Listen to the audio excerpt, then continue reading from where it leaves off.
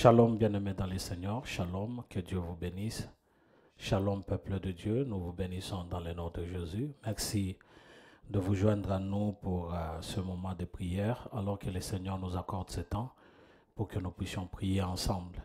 C'est un moment merveilleux. J'aime toujours passer du temps dans la présence de Dieu et je crois que c'est aussi ton cas. Je m'appelle Eddie Kadima et merci d'être là avec nous. Nous allons parler aujourd'hui du discernement de temps. Le discernement de temps, c'est très important pour chacun de nous. Un enfant de Dieu doit savoir qu'il doit discerner le temps. Parce que le temps que nous avons, c'est un temps qui est réparti. Il y a un temps où nous sommes nés, où nous étions des bébés. Il y a un temps où nous sommes en train de grandir. Nous avons atteint l'âge de l'enfance et nous continuons toujours à grandir. Ce qui fait qu'à chaque étape de notre vie, il y a des choses qui changent, des choses qui se transforment. Et même dans notre corps, les choses ne restent pas les mêmes. Il y a toujours une transformation. Alors, bien aimé, il est important d'avoir le discernement des temps. Toutes les personnes qui marchent avec le discernement des temps, les personnes qui ont compris qu'il faut discerner les temps, ce sont des personnes qui ne laissent jamais passer les opportunités. Mais ce sont des personnes qui sont toujours derrière les opportunités et savent que si nous discernons bien ce que ce temps ici peut représenter pour nous, ce serait peut-être un temps d'éclosion, un temps de réussite, un temps de pouvoir accomplir quelque chose. Plusieurs personnes ne savent pas discerner le temps. Plusieurs personnes ne comprennent pas comment discerner le temps. C'est pourquoi le Seigneur a mis dans mon cœur pour que nous puissions en parler, pour que nous puissions finalement essayer un peu de parler sur cela, que les enfants de Dieu puissent acquérir le discernement de temps. La Bible nous dit, dans le livre de 1 Chronique, le chapitre 12, si nous pouvons lire, 1 Chronique, chapitre 12, le verset 32, la Bible nous dit ceci, des fils d'Issachar ayant l'intelligence des temps pour savoir ce que devait faire Israël, 200 chefs et tous leurs frères sous leurs ordres. Ils savaient. Donc, quand on parle du discernement, c'est aussi d'une autre façon à comprendre ou avoir l'intelligence des temps. Parce que quand on a l'intelligence des temps, on sait discerner les temps, on sait savoir si c'est le temps favorable ou ce temps ici n'est pas du tout favorable. Plusieurs personnes vivent juste du jour au jour. Ils ne comprennent pas que si une opportunité s'ouvre et leur est donnée, il faut savoir saisir cette opportunité-là. Parce qu'il y a des choses que nous rencontrons dans notre vie, il y a des choses auxquelles nous sommes butés, mais ce sont des choses qui viennent seulement partiellement, qui viennent dans notre vie tout simplement juste pour un temps. Nous savons même quand nous avons une montre, nous savons que quand il fait 12 heures, et que si ce n'est plus 12 heures, c'est 13 heures, c'est que pour avoir un 12 heures encore, il faudrait attendre encore 24 heures. Parce que quand ça atteint le 24 heures, c'est alors que tu auras un autre 12 heures. Et même quand c'est 13 heures, même quand c'est 15 heures, même si c'est 18 heures. Donc il faudrait savoir que chaque fois qu'il y a un temps, il faudrait saisir cette opportunité-là pour que quand ce temps-là passe, que tu aies accompli les choses qu'il fallait accomplir dans ces laps de temps. Mais plusieurs personnes ne connaissent pas, c'est pourquoi beaucoup de gens ont toujours joué avec le temps, ne savent pas contrôler le temps, ne savent pas discerner le temps, au point que quand ils grandissent, ils commencent maintenant à penser derrière, ils se disent, j'avais cette opportunité, il fallait que je puisse accomplir quelque chose, je pouvais faire ça, il fallait que je fasse ça, mais je n'ai pas pu. Et le Seigneur nous le montre d'ailleurs dans le livre de Genèse, quand il a créé le monde pendant 6 jours. Il a utilisé le temps, il a été effectif parce que quand il était en train de créer le monde, il savait que je n'ai que 6 jours pour pouvoir réaliser tout ce que j'ai. C'est pourquoi au premier jour, il a accompli ce qu'il fallait faire dans le premier jour. Or, quand le premier jour passe, c'est que c'est le deuxième jour, on n'aura pas encore le premier jour parce que le deuxième jour est compté deuxième jour, ne plus premier jour. Donc c'est pourquoi Dieu nous avait déjà enseigné à partir du livre de Genèse, tout au début déjà de la création, Dieu nous a montré qu'il faudrait travailler pleinement dans le jour que tu as, l'opportunité que tu as, le temps que le Seigneur te donne, il faudrait utiliser cela, il faudrait être effectif dans tout ce que tu es en train de faire. Si Dieu ne l'avait pas fait, il allait dire, je n'ai pas fini aujourd'hui, je reprends ce que je devais finir le lundi ou le premier jour, je ramène ça à mardi.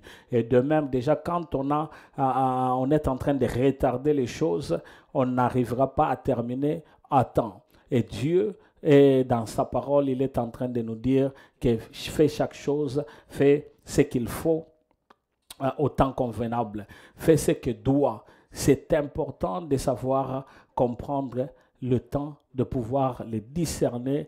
Qu'est-ce que je peux faire? Qu'est-ce que je peux accomplir? Qu'est-ce que je peux donc pouvoir faire pendant le temps que le Seigneur m'accorde? Bien-aimés dans le Seigneur, on doit aussi, à l'exemple de Dieu, savoir chaque année que nous recevons dans notre vie, on doit déjà savoir qu'il faudrait utiliser cette année-là, faire ce qu'il faut faire, parce qu'après cette année-là, ce serait une autre année.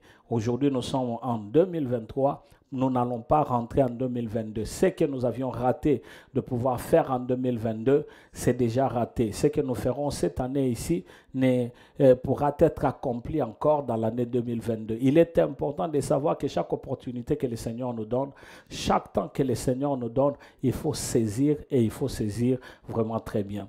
Il est important de comprendre, mon bien-aimé, et surtout parce que nous sommes enfants de Dieu.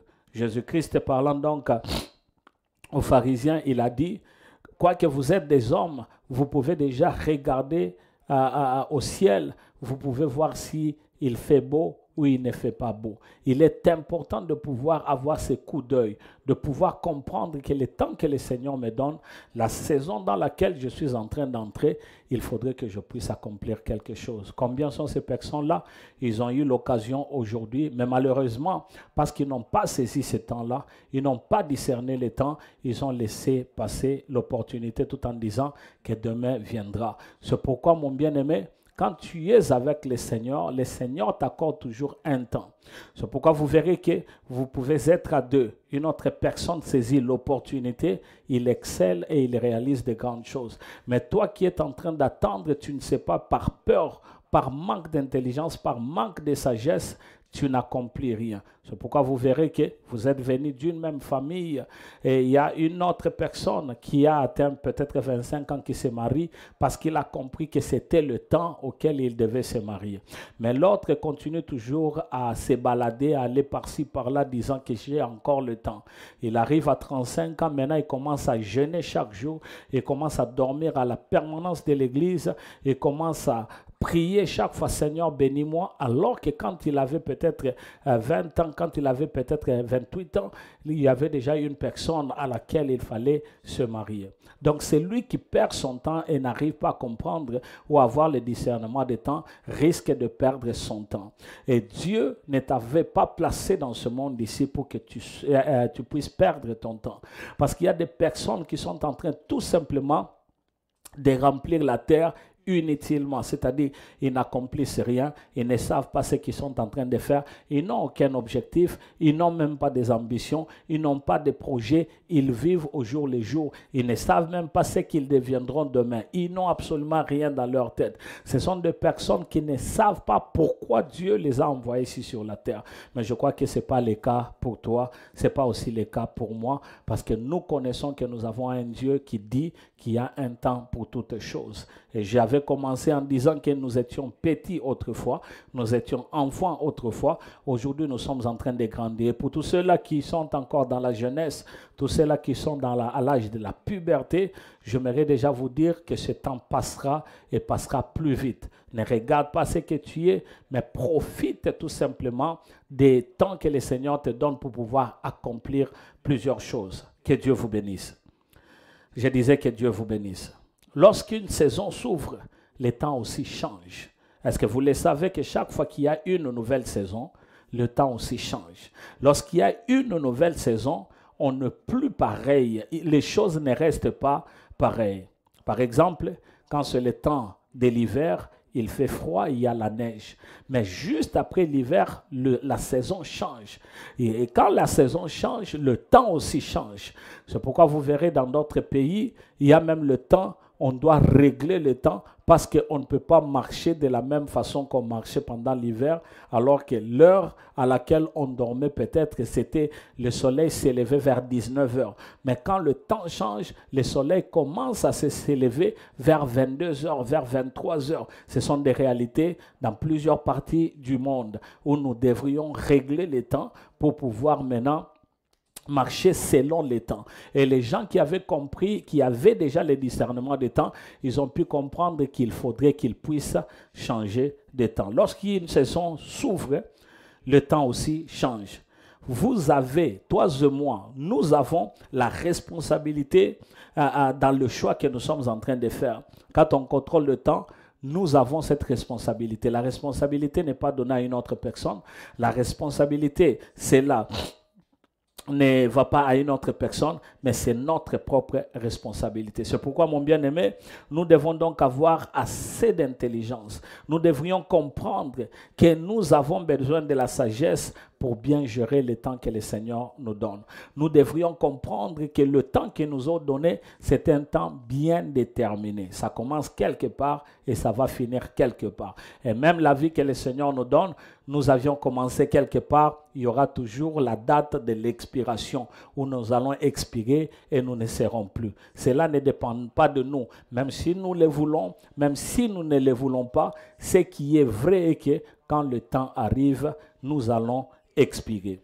C'est pourquoi il est important que vous puissiez, nous et vous, moi et vous tous, que nous puissions avoir l'intelligence de temps, que nous puissions comprendre qu'il est important de ne pas perdre son temps inutilement, mais de bien gérer et de tirer du profit de meilleur de la saison. Mon bien-aimé, écoute, Dieu a fait chaque saison pour qu'il y ait une particularité dans la saison. Et si tu ne saisis pas l'opportunité, si tu ne tires pas profit de cette saison que le Seigneur t'accorde, la saison passera et tu n'auras rien accompli, tu n'auras rien réalisé. Beaucoup d'enfants de Dieu vivent tout simplement en demandant Dieu, Dieu bénis-moi, Dieu aide-moi, Dieu sois avec moi, Dieu marche avec moi. C'est bien toujours de demander, mais c'est qu'il faudrait savoir que le Seigneur, notre Dieu, nous accorde le temps, le moyen, les saisons, auxquelles, si nous tirons attention, nous aurons à savoir comment est-ce que nous pouvons procéder pour pouvoir entrer dans la destinée que le Seigneur a réservée pour nous. Amen. Que Dieu vous bénisse. Nous allons lire dans le livre d'Ecclésiaste, le chapitre 3e, le verset 1er jusqu'au verset 2e. Et si tu as le temps, tu peux toujours continuer à lire jusqu'au verset 8e. Qu'est-ce que la Bible nous dit? Ecclésiaste, le chapitre 3e, le verset 1er. La Bible dit, il y a un temps pour tout, un temps pour toutes choses sous les cieux. Il y a un temps pour toutes choses, un temps pour toutes choses sous les cieux. Laissez-moi parler de ce temps-là. Parce que quand on dit qu'il y a un temps pour toutes choses, bien aimé, j'avais donné quelques exemples ici même. Toi qui es là, tu as un temps dans ce monde ici. Tu avais commencé quelque part, tu finiras quelque part. Tu ne vas pas continuer. Mais la bonne nouvelle est que malgré l'expiration que nous aurons, nous allons procéder pour entrer là où il n'y a pas le temps, là où il n'y a pas de saison, là où nous aurons à vivre avec l'Éternel, notre Dieu, dans l'éternité. Mais en attendant, nous sommes encore sur la terre. La Bible dit, il y a un temps pour tout, un temps pour toutes choses sous les cieux. Il y a un temps de malheur, mais il y a un temps aussi de joie, de gloire. Il y a aussi un temps de joie. Bien-aimé dans le Seigneur, la Bible n'a jamais menti. Si tu le sais, tu dois savoir comment discerner les temps pour pouvoir profiter du temps que le Seigneur te donne. Le verset 2e dit, un temps pour naître et un temps pour mourir. J'en avais déjà parlé, il y a un temps de naître, mais il y a aussi un temps pour mourir. Et quand tu es en train de vivre, vis avec l'image, vis avec l'idée que tu vas expirer un jour. Vis avec l'idée que tu mourras un jour. Mais en attendant, avant de mourir, le Seigneur veut à ce que tu accomplisses plusieurs choses. Tu ne peux pas rester seulement comme ça parce que tu te dis que je suis de passage ici sur la terre, je ne vais rien accomplir, de toutes les façons je veux mourir. Mais tu ne sais pas à quelle heure tu vas ou à quel âge tu vas mourir. Tu pourras mourir peut-être à 80 ans, à 90 ans, peut-être à 100 ans. Mais pendant tout ce temps que le Seigneur t'accorde ici sur la terre. Il ne t'a pas envoyé pour tout simplement remplir la terre inutilement, mais il t'a envoyé avec un but, un objectif. Et c'est à toi maintenant de comprendre l'objectif que Dieu te donne pour ce temps que le Seigneur te donne. La Bible dit un temps pour planter et un temps pour arracher ce qui a été planté. Amen.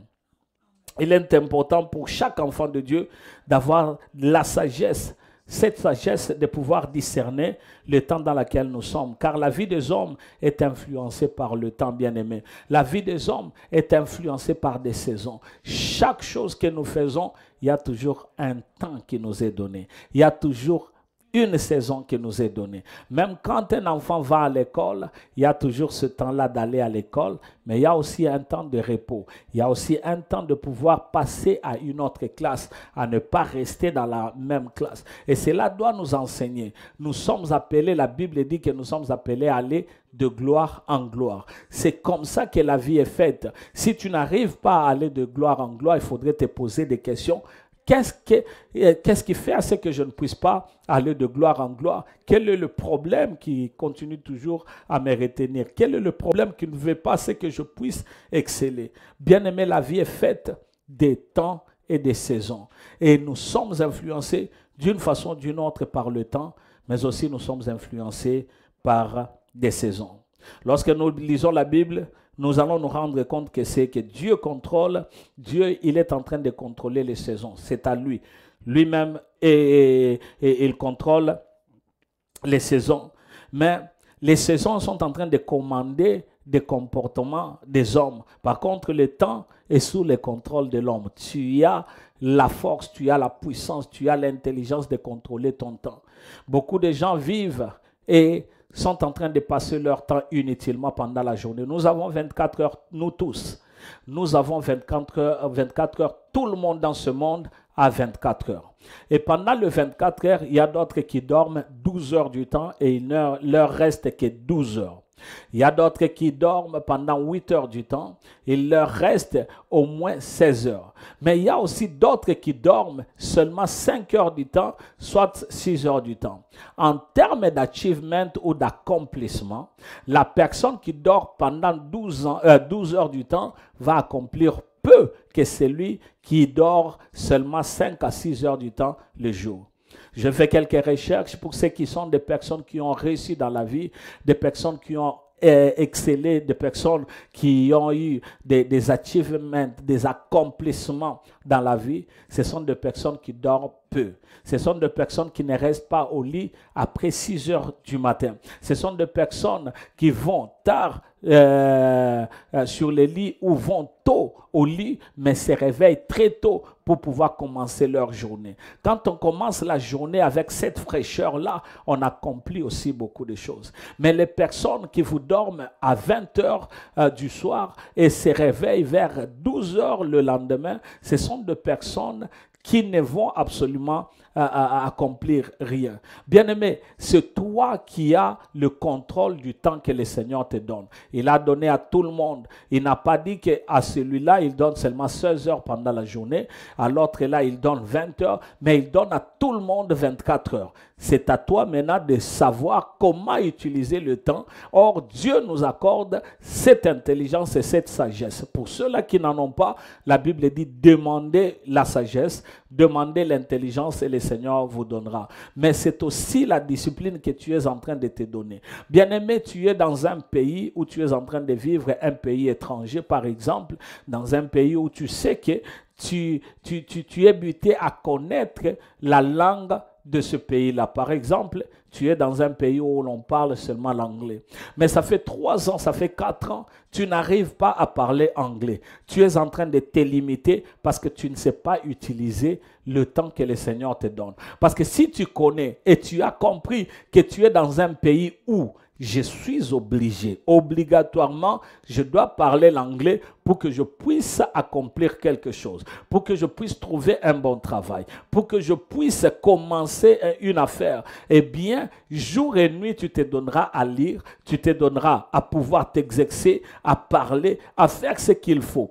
Tout ce qu'il faut pour que tu puisses acquérir ce qu'il faut pour pouvoir t'en sortir dans ce pays-là. Mais il y a des gens qui sont là, ça fait 5 ans. Il y a des gens qui sont là, ça fait 8 ans, ça fait 10 ans. Ils n'arrivent pas à s'exprimer et se contentent du miette. Or, le Seigneur ne te voit pas dans le miette, le Seigneur ne te voit pas en bas, le Seigneur te voit dans la grandeur. Et cette grandeur, tu ne pourras l'atteindre que si seulement tu comprends que je ne peux pas me jouer avec le temps que le Seigneur me donne. Donc, tu dois savoir que par contre, le temps est sous ton contrôle. Le temps, c'est toi qui es en train de commander ou tu es en train de gérer le temps. Gère le temps comme il le faut. Et même dans ton foyer, gère le temps comme il le faut. Il ne faut pas que tu puisses te retrouver loin de la gérance de ton temps. Que Dieu te bénisse. Dans le livre de Matthieu, le chapitre 16, à partir du verset 1er jusqu'au verset 3e, la Bible nous dit ceci. Nous allons lire seulement 2 versets, le premier et le 2. La Bible dit, le pharisien et le sadducéen abordèrent Jésus pour l'éprouver, lui demandèrent de leur faire voir un signe venant du ciel. Jésus leur répondit, le soir, vous dites, il fera beau, car le ciel est rouge. Donc, Jésus-Christ a donc donné cette réponse ici aux Sadducéens qui voulaient avoir un signe venant du ciel qui leur démontrera que Jésus-Christ est le Fils de Dieu, qui leur démontrera que Jésus-Christ est Dieu. Mais ils ont oublié que quand Jésus-Christ est venu, cela était écrit déjà dans la Bible, dans la même parole qu'ils lisaient, dans la même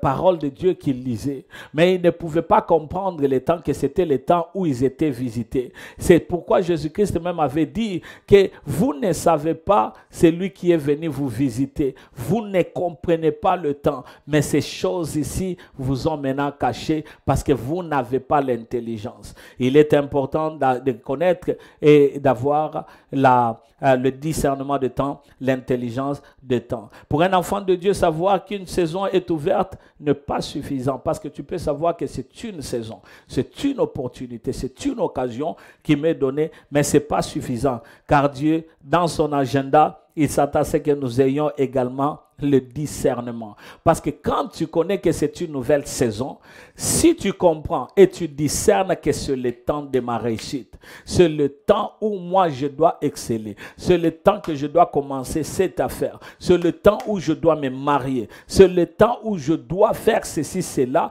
là tu comprends, tu discernes que dans la saison que j'ai, dans la saison que le Seigneur vient de m'accorder, je dois accomplir ceci et cela.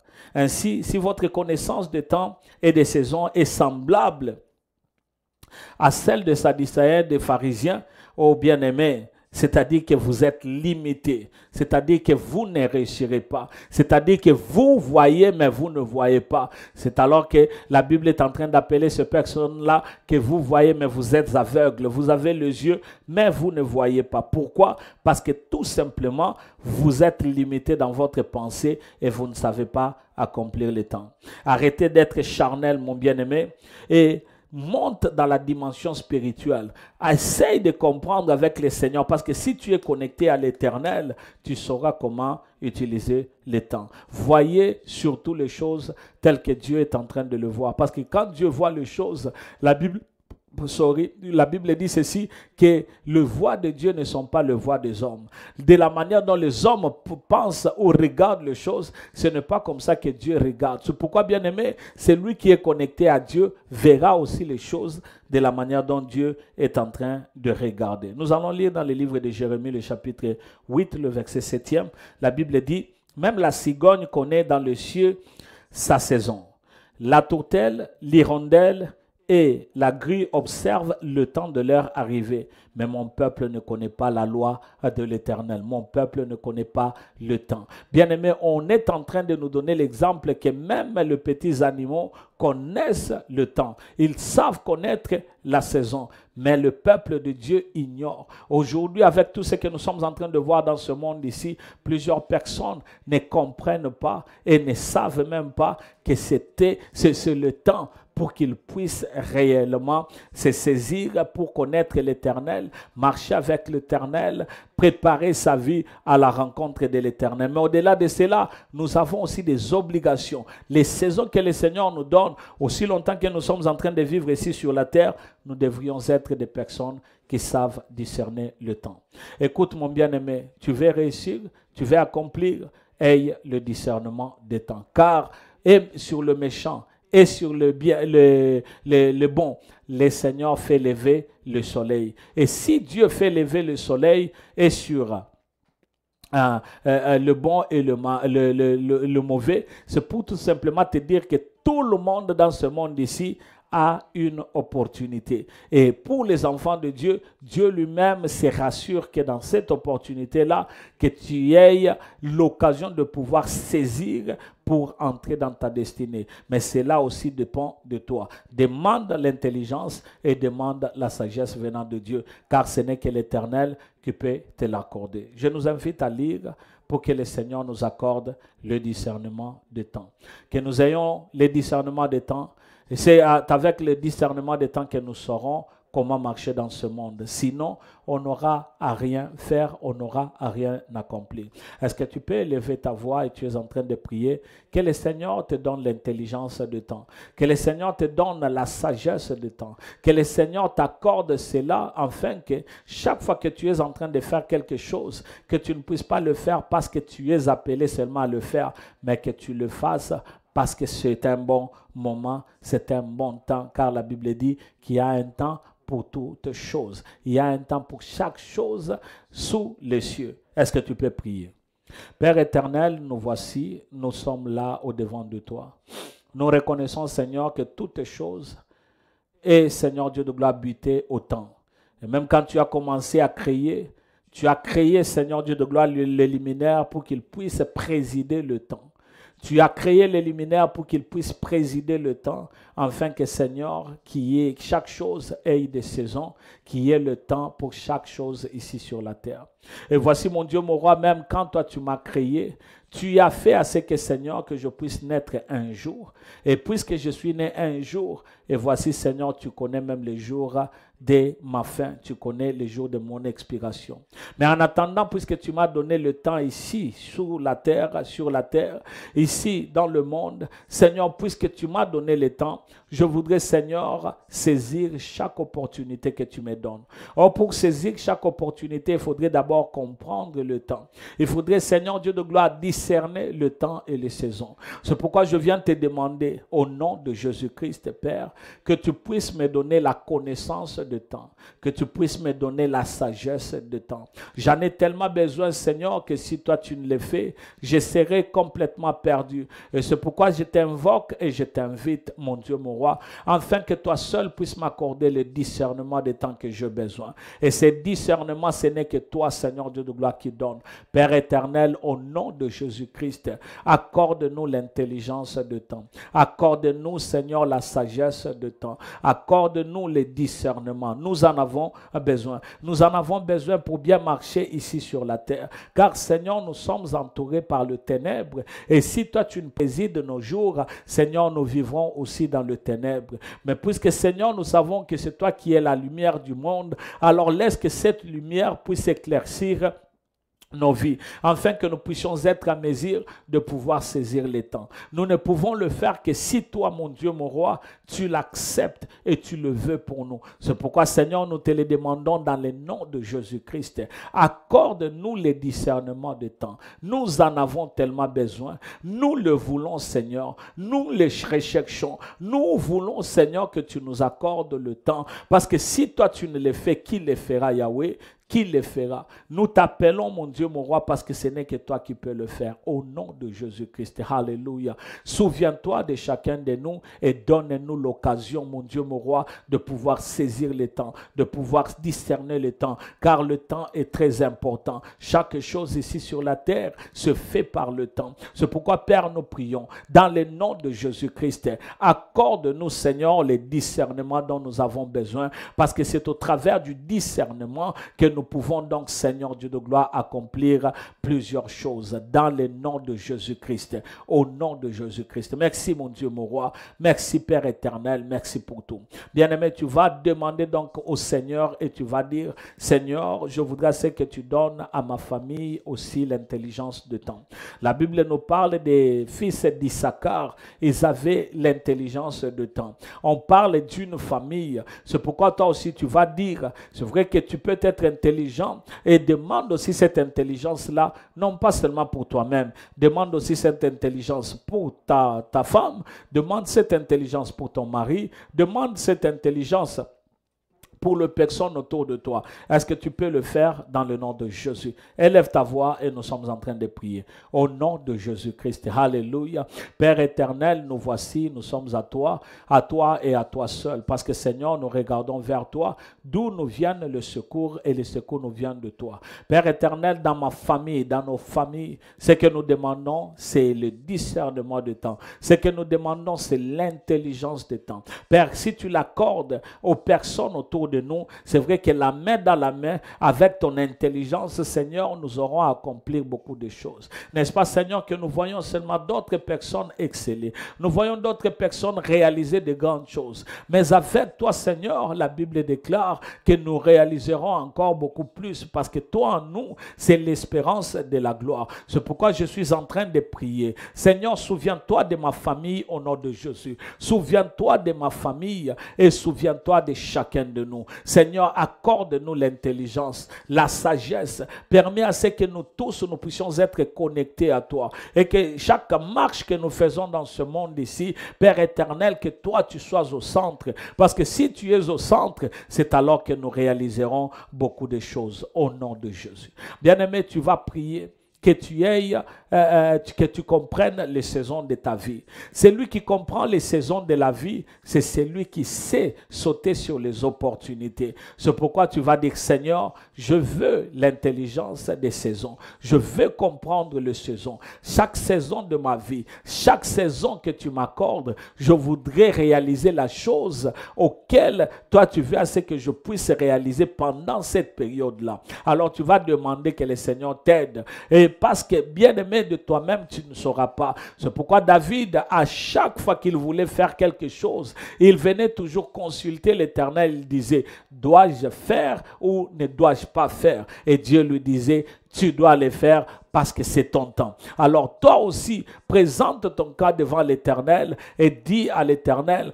que tu saches chaque saison dans ta vie, qu'est-ce qu'il faudrait que tu puisses accomplir. Est-ce que tu peux prier avec moi dans le nom de Jésus? Alléluia. Père éternel, nous prions encore une fois de plus parce que c'est toi Jésus, il n'y en a point d'autre. Seigneur, nous savons qu'il n'y a que toi, il n'y a que toi Jésus-Christ, c'est pourquoi nous nous confions seulement entre tes mains. Ce que nous demandons, c'est toi Jésus. Au-delà de toi, il n'y en a point d'autre.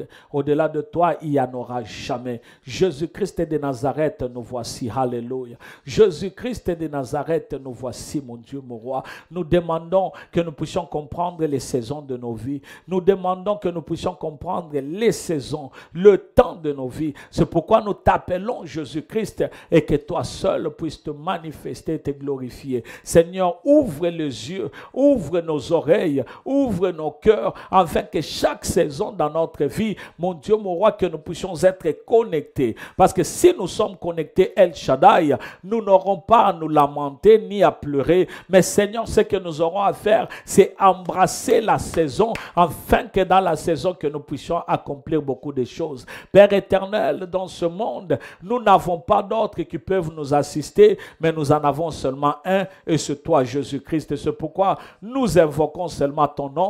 Donne-nous le moyen qu'il faut. Donne-nous l'intelligence qu'il faut. Et fais-nous comprendre, Seigneur, que chaque saison que tu nous accordes, que nous ayons la connaissance, afin que nous ne puissions pas tomber dans les erreurs, afin que nous ne puissions pas tomber dans les oubliettes. Au nom de Jésus-Christ.